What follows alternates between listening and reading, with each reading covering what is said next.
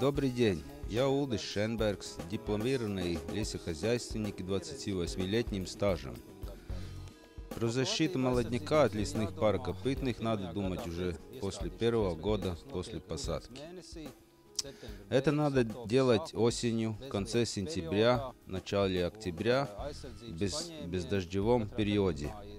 Необходимая продолжительность защиты посадок будет зависеть от численности популяции, а также от места нахождения вашего леса. На сей день самый популярный и для человека самый удобный процесс – это использование средств защиты, это репелленты. Каждый может для себя выбрать лучшее. На данный момент самое популярное средство для владельцев леса – это Cervacol Extra. Страна-производитель Австрия.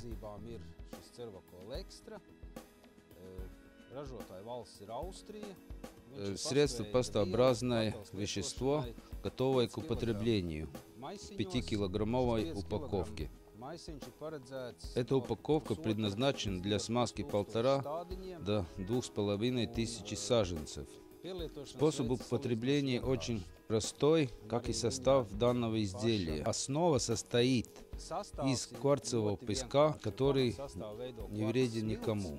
Если животное попробует растение, это не вызовет привыкания, он не будет готов целый день кушать песок.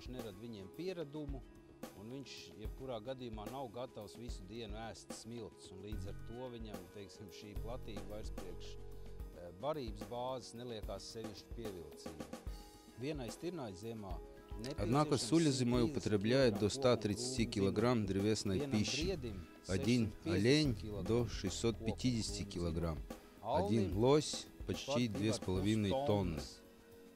Средства защиты надо применять в конце сентября, в начале октября. Проще говоря, когда закончится период вегетации деревьев, когда закончилось интенсивное прирастание деревьев. Работы производим в сухие погодные условия, когда нет дождя, при температуре не ниже 0 градусов. Поскольку эта паста тоже может замерзать. Эффективность работ очень большая. А если защиту произвели, тогда свою работу можем оценить и весной. На тот момент лесным животным нет необходимости этим витамином. И в связи с этим свою цель мы достигли.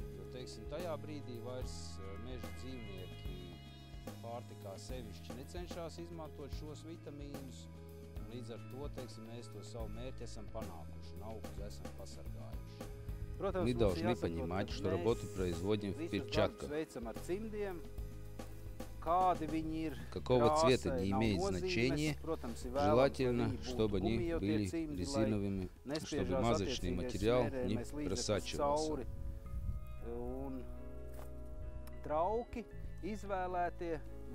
Емкости для работы выбираем самые разные, начиная с маленьких бутылочек, ведер разных размеров, использованных посуд от помывки стекла машин. Все зависит от того, какая площадь обработки.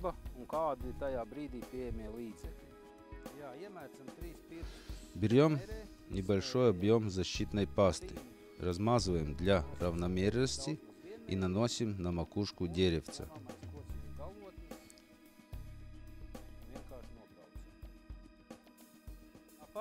Можем использовать и простые кисти для покраски.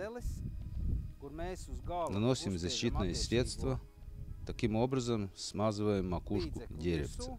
На данный момент это достаточно, чтобы деревце было защищенным от парнокопытных животных.